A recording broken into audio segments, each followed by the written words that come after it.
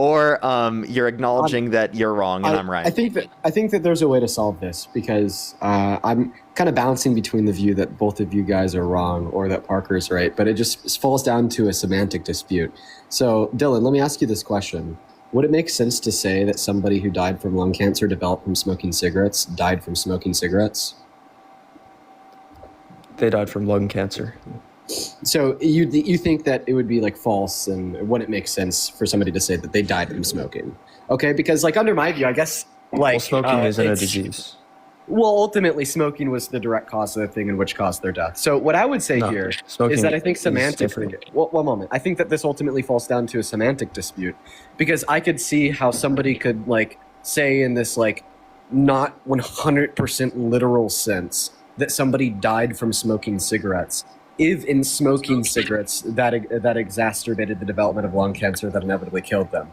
However, if we're speaking strictly from a literal sense, right, one would be right in saying, well, they died from lung cancer, yet that lung cancer was onset and exacerbated from smoking cigarettes. But regardless of like which conclusion we'd yield here, still ultimately you wouldn't be right because your argument was Parker that definitely regardless wouldn't be right. if or if not COVID was a contributing cause for death, COVID would still be listed as the cause of death. So See, there's literally two options here. There's literally two options. Either you're both wrong because we reject that semantically we could say you died from something in a non-literal sense, i.e. from smoking cigarettes, or Parker is right and you are wrong. No, that's what I just said. Because Parker lied about me repeatedly. How would he be right? He lied about me in a non-literal repeatedly. sense, i.e. dying from smoking cigarettes. So it's either the case that you don't owe him $100 and he doesn't owe you $100, or that you owe him $100. No. I can't conceive of any circumstance where he would owe you $100. Well, let me get into something first, okay? Because before we get into what contributing factor means, let me just say, before we do, Cheyenne, thank you so much for the $40. Thank you very much on great. PayPal. I really appreciate it. Get some W's for Cheyenne in the comment section for the $40. Thank you very much. I really appreciate it. Thank you. And again, I just want to remind you, you owe me $100, Dylan. Yeah, even your LARPer friends. I don't know. My LARPer friend. It might be my view that like no one owes anybody $100 because to be fair, like I do see points for both sides on saying, well, like maybe we wouldn't argue that somebody died from smoking cigarettes because what killed them was the cancer. And at the same time, I'd understand why somebody would argue that somebody did die from smoking cigarettes because that is directly what led to the development of the cancer. If we're saying that it's involved in causing the cancer, to say that someone died because of the cigarettes in that scenario would be totally reasonable to say. Oh, right? wait, especially actually, if, no, if the illness is a contributing factor within the cause of death. Like we're saying that they died, like when we're saying that we died from something, if there are contributing factors to that thing that you died from, it would list all of the contributing factors as the things that you died from. So I think there's an even better test. Yeah, I think think there's an even better test. Do you think that like data that represents how many people die from smoking cigarettes is like reliable data? Is that like dishonest data? Is it like is it dishonest to suggest? You know, like all like the institutions that will track like how many people die from smoking cigarettes, how like, oh, smoking cigarettes was one of like the primary causes of death in the last generation, or like those websites that will say like, oh, in the last 24 hours, you know, like 160 people died from smoking cigarettes. Is that dishonest data? Like clearly that's not dishonest data. We've never had an issue in America where we've had like 50% of society disputing data in which represents how many people have died from smoking cigarettes. So because we don't accept that as dishonest data, then we wouldn't accept the CDC's reporting on COVID deaths as dishonest data. Okay. So I've been trying to speak for quite a long time. So before I just wanted to say something off topic, you know, but then I'll go back into this. So, you know how you guys say the left is nice, they're definitely not violent, and we also talked about how you partly contributed to Charlie Kirk's death. These are complete pivots. I received death threats from your own viewers after the debate. Oh my God, people do this. I disagree with that. Yeah, well, it happened. So I just want to say that obviously, and I'll go back to the original debate, but people are saying I'm pivoting. It's crazy. Just shows that your comment Trump supporters send me death threats. Violent. Trump supporters send me death threats. Is Trump responsible for that? What? Trump supporters send me death threats, right? Do you think that Trump is responsible for Trump supporters sending me death threats? First of all, Trump is. He can't answer the question. Even in the same category as you, Trump is a president. Yeah, he's the president. Okay? Therefore, he should be held at a higher standard than me. Who has like a cult following. So it's a little different. I think that Trump has more of a cult following than me. That's ridiculous to say. I mean, you could say that some Trump supporters are radical, but I think a lot of people on your side, like, I don't think a Trump supporter would send a random leftist. I did. I've gotten plenty. I've gotten plenty of death threats, dude. What are you talking? People have come on my live stream and threatened my life. And I received death threats. Wait, hold up. People have come on my live stream and have threatened my life on my live stream. So again, because Trump supporters have listen, because you have Trump millions of followers. So I am just a random person that came onto your live stream. You should have seen the DMs of random liberal women after Trump won the election. Yeah, like, do you blame Trump? Do you blame Trump for the Trump supporters that have sent me death threats? Can you answer that question?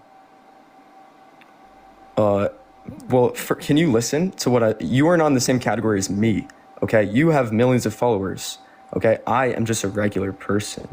Why does that matter? So if I'm receiving death threats, that means there's something very wrong with your viewer base, obviously. But if I receive death threats, that doesn't say anything's wrong? Because statistically, it's more likely that you would. Isn't it statistically more likely that if you go on a Isn't it statistically more likely that if you go on a platform that disagrees with you, that you might get something like that anyway? I think that's going to be true for both of us in a circumstance where there's over 10,000 people listening. You think it's just as likely that I should receive death threats as you?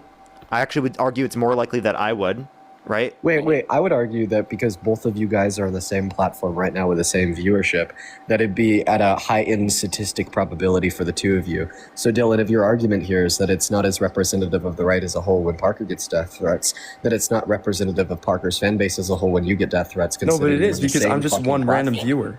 One random viewer that happens to be on a platform right now in front of over 10,000 people, right?